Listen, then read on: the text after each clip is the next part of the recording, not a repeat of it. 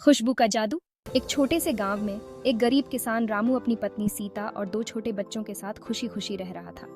उनका जीवन साधारण था, लेकिन उनके दिल में एक बड़ा सपना था, अपनी मेहनत से एक दिन अपने परिवार को खुशहाल बनाना। गांव के किनारे एक पुराना बाग था, जिसमें बहुत सारे पेड़ पौधे और फूल उगते थे, लेकिन वर्षों से वहां कोई देखभाल नहीं हो रही थी। एक दिन जब रामू अपने खेत की जुताई कर रहा था, उसने बाग में जाकर देखना तय किया। बाग में प्रवेश करते ही उसकी नजर एक सूखे पेड़ पर पड़ी। वह पेड़ एक समय में बहुत सुंदर और हरा भरा हुआ करता था, लेकिन अब उसकी हालत खराब हो चुकी थी। रामू ने ठान लिया कि वह इस पेड़ को फिर से हरा भरा बनाएगा।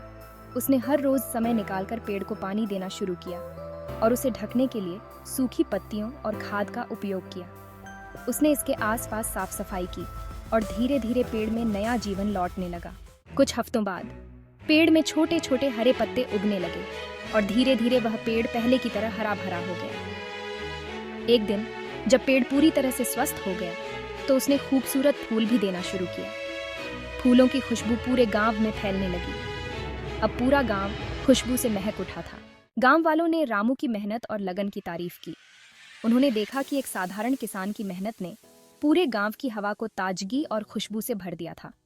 गांव वालों ने मिलकर बाघ को फिर से संजोने का निर्णय लिया और अब वह बाघ गांव का एक प्रमुख आकर्षण बन गया। रामू ने देखा कि उसकी मेहनत ने सिर्फ पेड़ को ही नहीं, बल्कि पूरे गांव की खुशहाली को भी निखार दिया।